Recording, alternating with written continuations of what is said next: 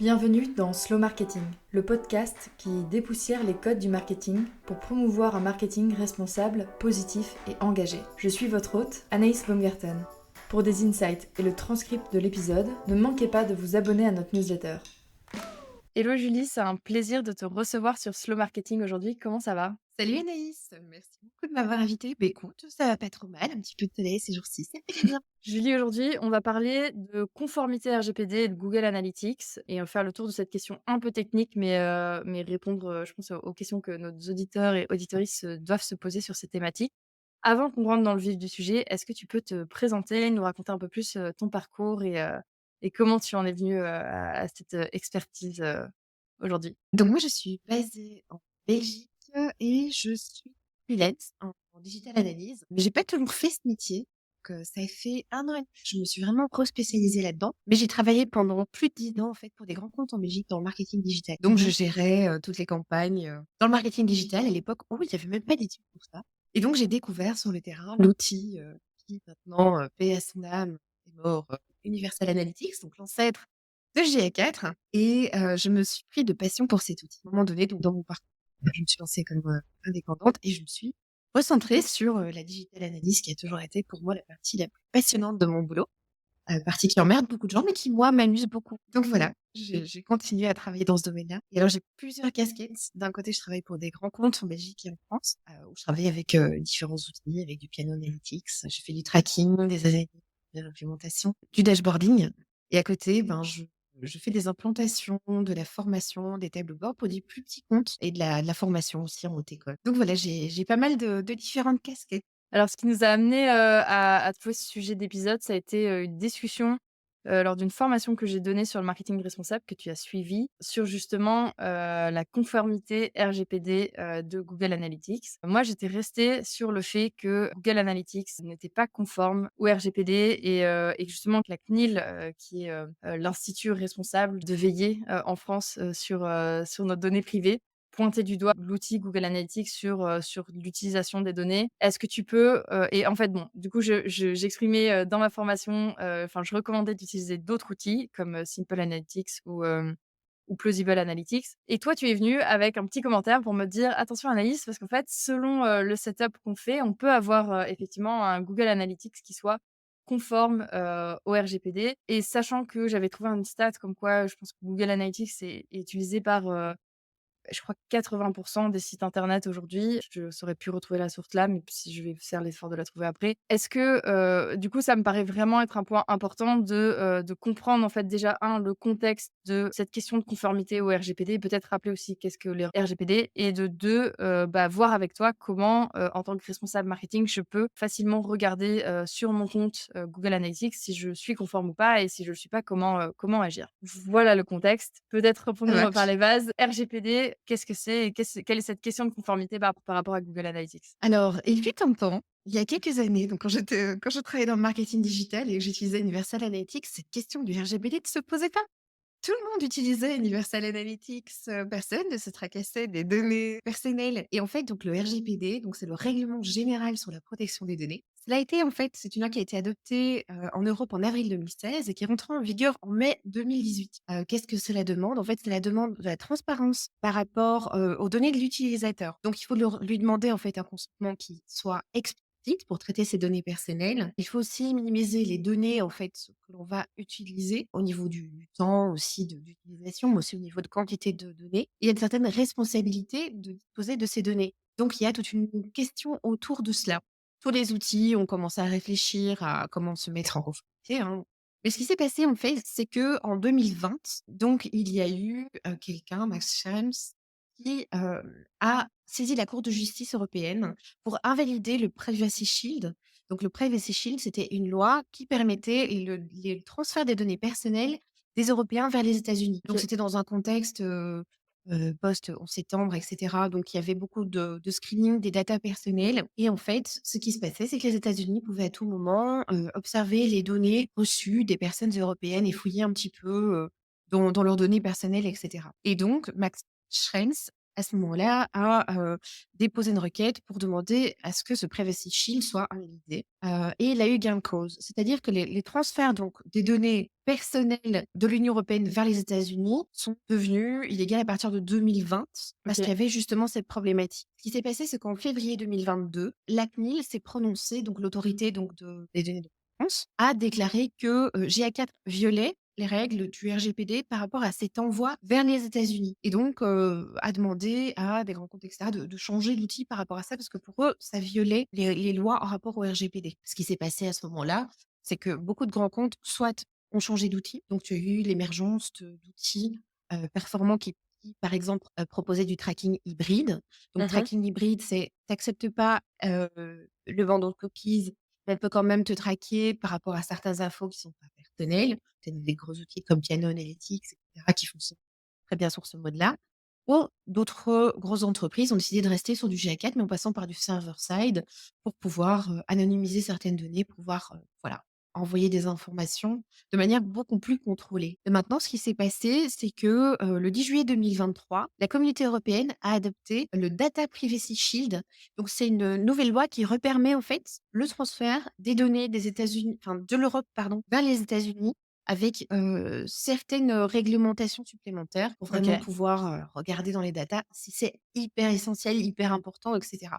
Donc GA4 est rentré dans l'acceptation sans passer par le server side, mais il y a certaines conditions pour pouvoir utiliser donc GA4 en respectant le RGPD. Super intéressant de voir, le cheminement, depuis, bah, déjà l'apparition du RGPD et effectivement, moi j'ai vécu aussi ce truc-là en tant que professionnelle du marketing, de voir prendre en compte toute cette nouvelle réglementation, ces règles, les mettre en place dans mon entreprise, les petites cases à cocher, tout ce qui était un peu on se disait c'était optionnel, on faisait pas vraiment attention avant, le partage de listes et cetera. Donc ça a été vraiment un gros changement, je pense dans les pratiques, et surtout une grosse mise en lumière des données personnelles et qu'en fait, bah, on pouvait pas en faire, ce qu'on voulait. Trop intéressant de voir ce changement-là. Est-ce que tu saurais nous expliquer comment je peux facilement vérifier sur mon compte Google Analytics si enfin sur GA4, si aujourd'hui je respecte ou pas les conditions, de juillet dernier? Alors, en fait, la première chose qui est vraiment la plus essentielle, c'est vraiment la demande de consentement. OK. Ça veut dire quoi? Ça veut dire que sur ton site, si tu as un outil qui est obligé de demander du consentement, parce que tu as certains outils qui passent au travers de ça, parce que les informations qu'ils collectent ne sont absolument pas des données personnelles, mais qui amènent voilà, des possibilités d'analyse qui sont moins granulaires, ce genre de choses.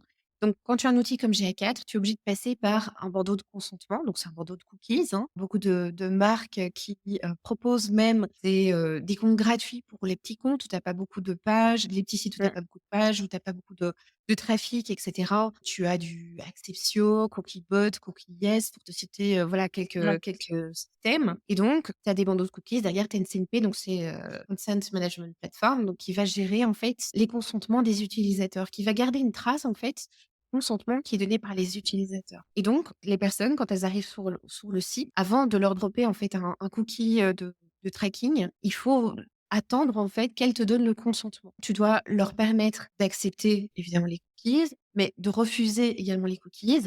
Normalement, tu dois le faire au même niveau. Ça doit être aussi facile de les refuser que de les accepter. Tu encore parfois des comptes qui jouent un peu avec ça, qui cachent un petit peu les refus, Ouais. un petit peu plus loin et cetera.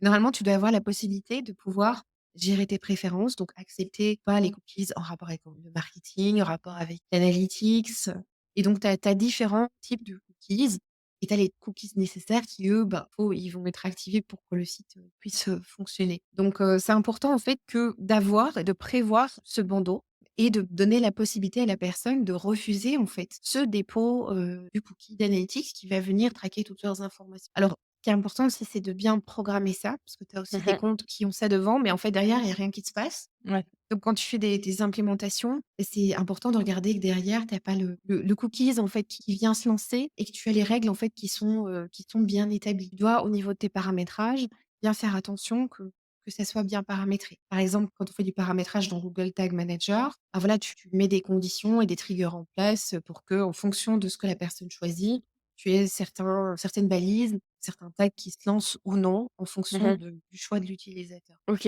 donc ça, c'est le premier point, c'est avoir une bannière de cookies qui fonctionne, qui est claire, qu'il y ait pas de doute, sur la gestion des données.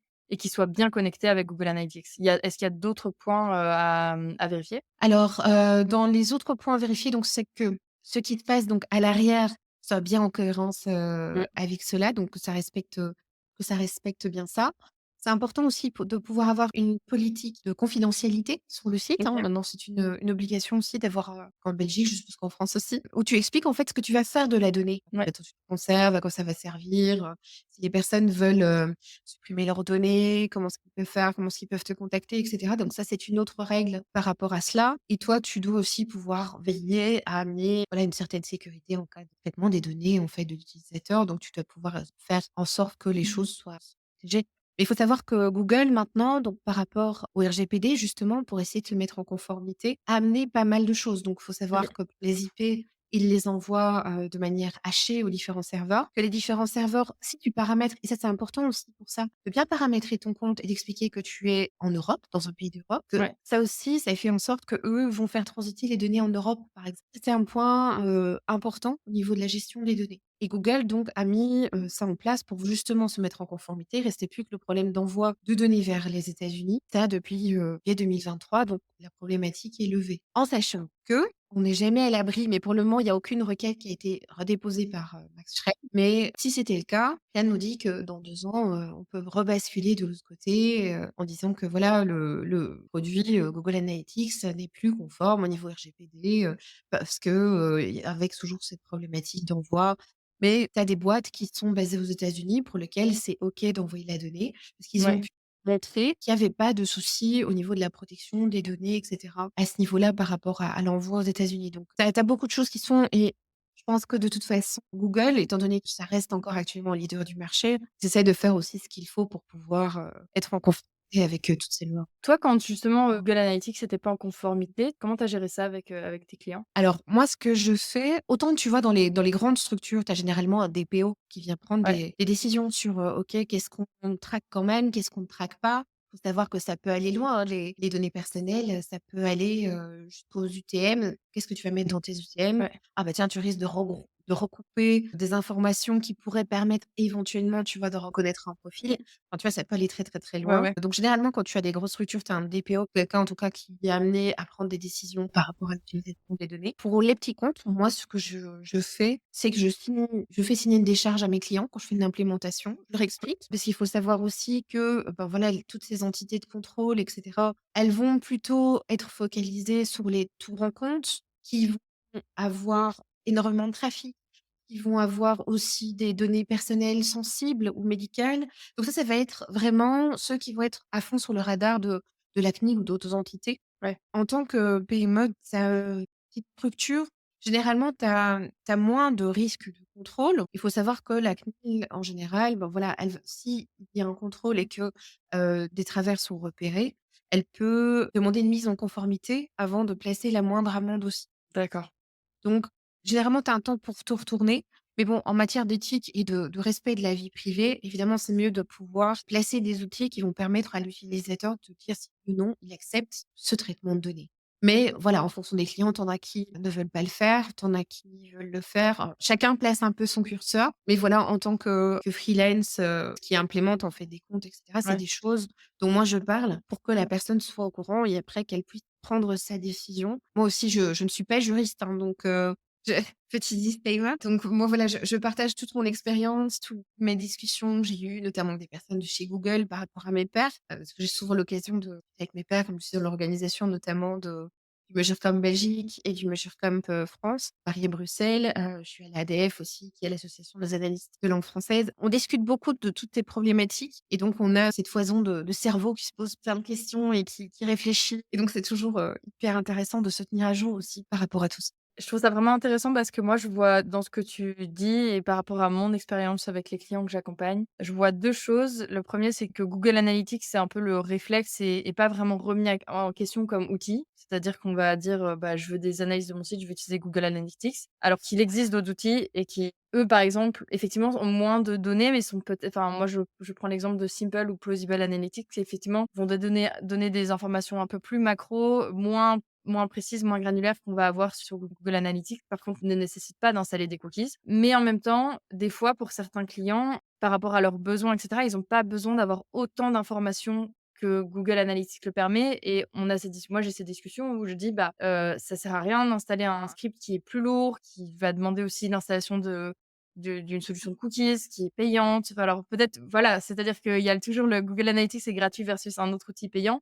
Mais des fois, in fine, à la fin du compte, l'outil de cookie, il est pas gratuit non plus. Sauf vraiment Donc les tout petits oui, comptes, tu as moyen de l'implémenter, ouais. voilà, mais c'est tu vite limité si tu as des gros sites. Exactement. Donc moi, vraiment, le premier truc que je vois, c'est Google Analytics de manière automatique sans se poser de questions. Google étant Google, bah, effectivement, fait un peu autorité et donc et un très bon branding et positionnement.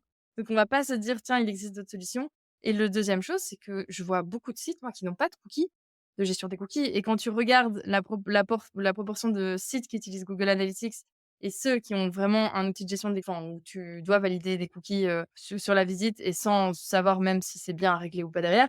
Il y a quand même un gros gap entre les 2, donc ça me semble vraiment important de rappeler ces 2 points-là. C'est-à-dire que, si j'ai installé Google Analytics sur mon site, je dois avoir une solution de gestion des cookies. Ouais, c'est la solution la plus éthique, mais ça te Mmh. demande des sacrifices parce que ça veut dire que tu ne vas pas récupérer 100 de ta data. OK. Mais ça, il faut savoir que dès le départ, même, à Ouais. l'époque quand toute cette, problématique RGPD n'était pas encore là, tu ne récupérais jamais 100 de ta data. À l'époque, je me souviens quand je travaillais pour certains grands comptes, je faisais les comparaisons, tu vois, de ce qui se passait en back-end au niveau des commandes ou des contacts et ce qui se passait sur le site. J'avais quand même des discrepancies aux alentours de 10. Tout ne passait jamais complètement. Maintenant, l'analyse digitale et le suivi des données digitales, en fait, le but, c'est pas que ce soit 100 précis. Le but, c'est de pouvoir te donner une pattern, de pouvoir te faire comprendre ce qui fonctionne, ce qui ne fonctionne pas, quelles sont finalement les pages qui vont fonctionner, quels sont les types de trafic qui vont t'amener, des conversions, des actions spécifiques pour ton site, et cetera. Et j'utilise toujours cette image de, bah, voilà, tu fais un puzzle de tigre, s'il te manque quelques pièces, en fait, tu vois quand même dedans. Mmh. Il y a Tu une image globale, tu pas obligé d'avoir tout dans le détail et ça, tu es obligé de faire l'impasse sur cette perfection du 100 accurate de data, mais déjà avant cette problématique du RGPD. Maintenant, avec tes bandeaux de cookies, il faut savoir que tu perds quand même pas mal de data, 30 à 60 de data parfois. Tout OK. dépend de comment aussi tu vas le configurer. Tu as des best practices, hein. La meilleure chose à faire, c'est que les gens, quand ils arrivent sur ton site, tes visiteurs, voient directement le bandeau de cookies et qu'avant même qu'ils commencent à naviguer, ils puissent faire leur choix. Comme ça, directement, tu viens capter le choix. Tu peux mettre, ton bouton d'acceptation un peu plus en valeur, mais tu dois quand même laisser l'autre, qui est là donc et puis il faut leur donner confiance, il faut leur expliquer. Il faut leur expliquer Mmh. pourquoi en fait tu viens utiliser tout ça et donc c'est aussi pour ça que les grands comptes, tu vois, vont parfois travailler avec, des outils qui sont plus onéreux, mais qui vont avoir plus de d'informations, de trafic, plus toute cette technologie server side et cetera, pour pouvoir avoir tout ce qui est bloqué par les navigateurs et les ad bloqueurs qui te permettent d'avoir encore un peu plus de data. Mais ça, c'est chaque fois des technologies onéreuses et qui sont pas à la portée, des petites structures. Moi, là où je te rejoins, c'est que pareil, je vois aussi 2 grandes tendances dans les clients que j'accompagne ou des entreprises avec lesquelles je discute. C'est tendance numéro un, c'est en fait, on n'a aucune idée de ce qui se passe sur nos analytics. On ne sait même pas qui a accès. C'est retrouver c'est ça, c'est un grand et tendance numéro 2 qui des fois se chevauche, c'est cette idée que, comme c'est digital, on doit avoir un tracking à 100 et alors que, bah, effectivement, comme tu disais, c'est même avant le RGPD, c'était pas le cas. En plus, aujourd'hui, par exemple, tous les utilisateurs Apple, on perd, je crois, 50 voire plus, de données parce que maintenant c'est d'office, Hors le Safari et cetera. les navigateurs, anonymes, enfin, même coupent complètement le partage des données, c'est ça? Ça coupe pas complètement le partage de données. En fait, ça vient bloquer certaines informations. Je pense enfin, déjà au niveau des ad blocking et cetera, ça a un impact, mais aussi au niveau des UTM, je pense que ça a un impact également. Donc ouais, mais c'est plutôt, oui, au niveau des first party cookies aussi qu'il y a beaucoup de problématiques. En first party, c'est un peu problématique. Mais bon, il y a plein de choses qui évoluent.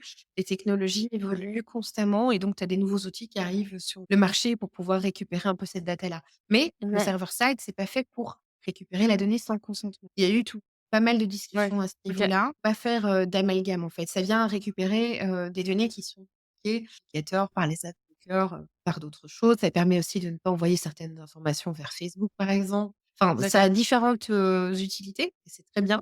mais ça a un coût qui est conséquent et qui donc n'est pas à la portée de tous les types d'entreprises. Super intéressant et concernant, GA4, le suivi, enfin, reporting et cetera, est-ce que tu aurais d'autres recommandations ou points de vigilance sur l'aspect éthique que tu pourrais donner, aux responsables marketing et communication, qui nous écoutent? Alors au niveau, éthique et partage des données, je dirais que, lorsqu'on peut programmer dans Google Tag Manager, on peut faire beaucoup de choses. On peut remonter beaucoup d'événements, on peut remonter beaucoup d'informations. Donc moi, j'aurais envie de partir sur cette idée de simplification et de minimalisme. Je trouve qu'en Mmh. fait, pour le moment, on voit beaucoup de tendance à se dire: «Bon, on peut mesurer beaucoup de choses, mesurons tout». Je pense que ce n'est pas une bonne idée de tout mesurer. Moi, je prêche, la simplicité et le retour à l'essentiel. J'ai d'ailleurs sorti un petit guide pour, déterminer ses KPI essentiels et franchement, c'est confrontant souvent pour, des chefs d'entreprise qui se retrouvent face à ça parce qu'en fait, tu te rends compte que tu pars tellement dans tous les sens, tu en oublies en fait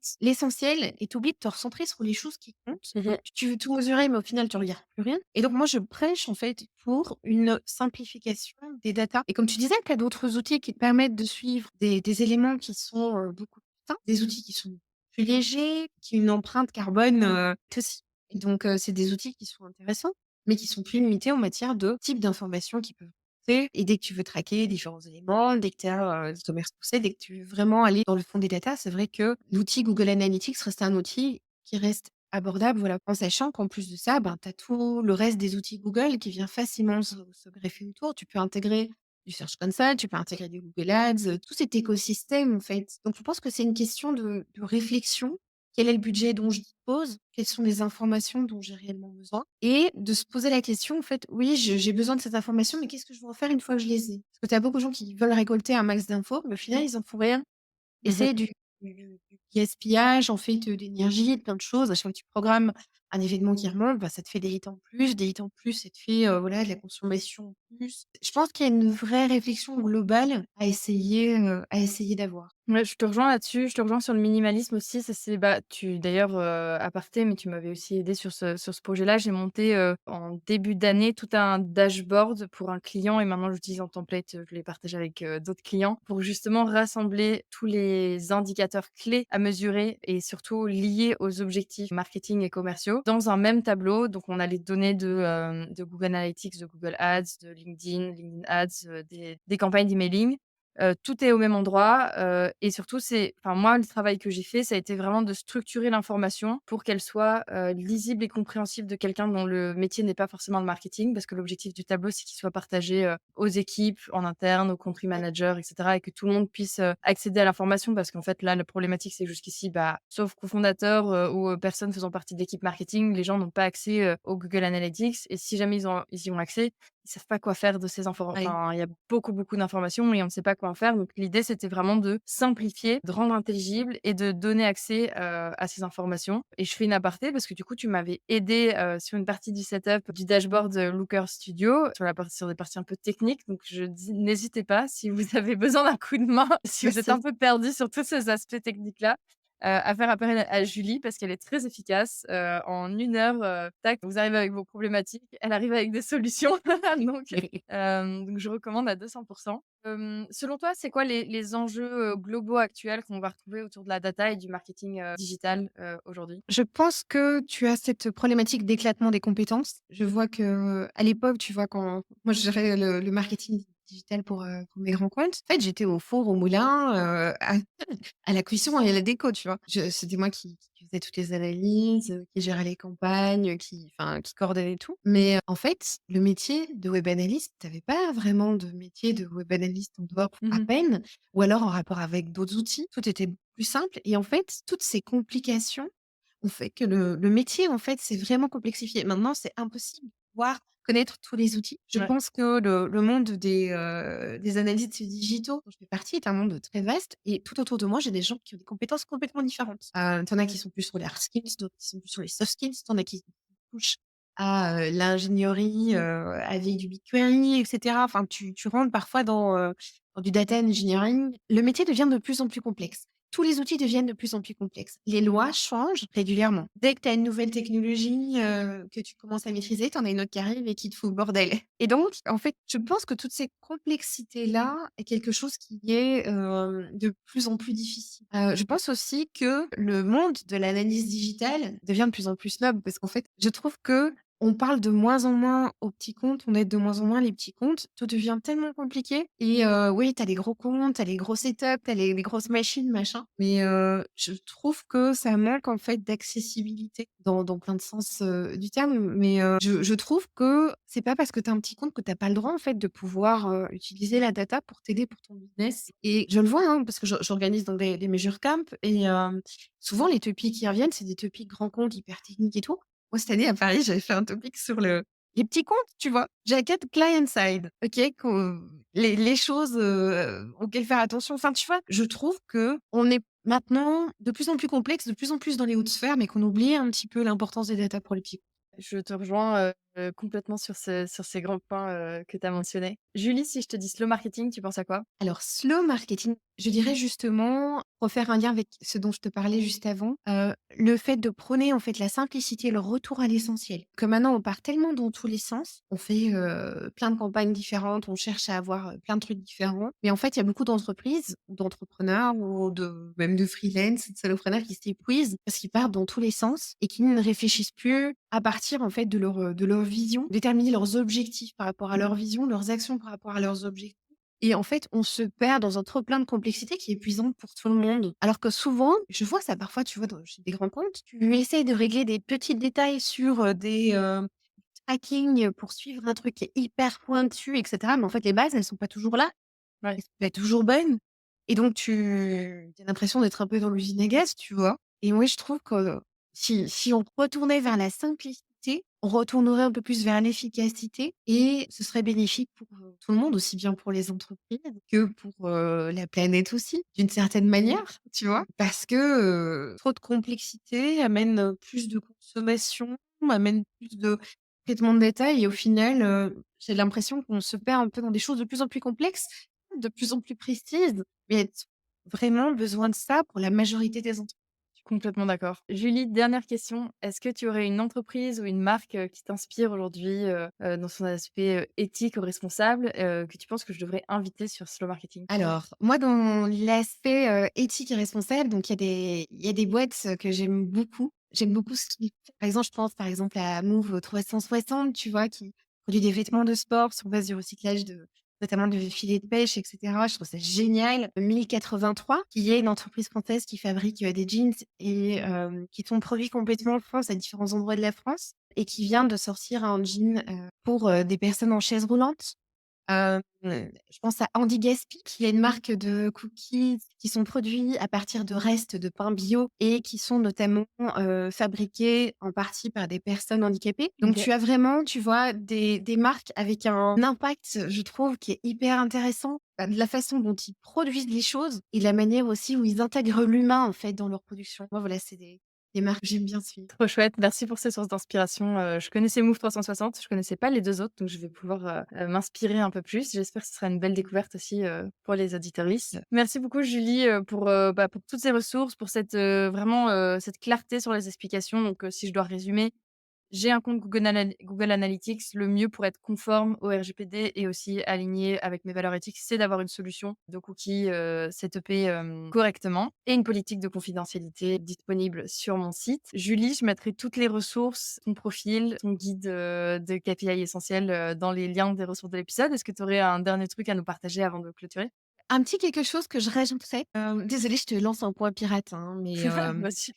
juste un petit mot à propos du consent mode, parce que ça, c'est aussi quelque chose, il y a eu des raccourcis qui ont été faits par rapport à ça. Le consent mode n'est pas du tout un outil donc ça fait partie de Google, hein.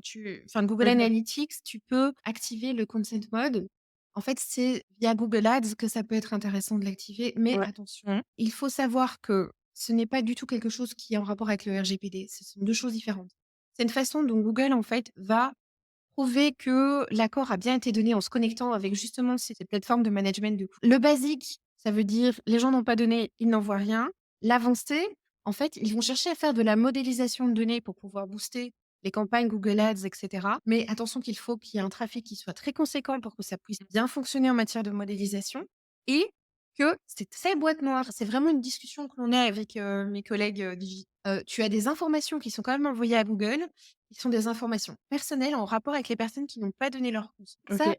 il faut le savoir, ce n'est pas a priori complètement OK au niveau RGPD et ça risque peut-être un jour justement, de faire débat de manière beaucoup plus officielle.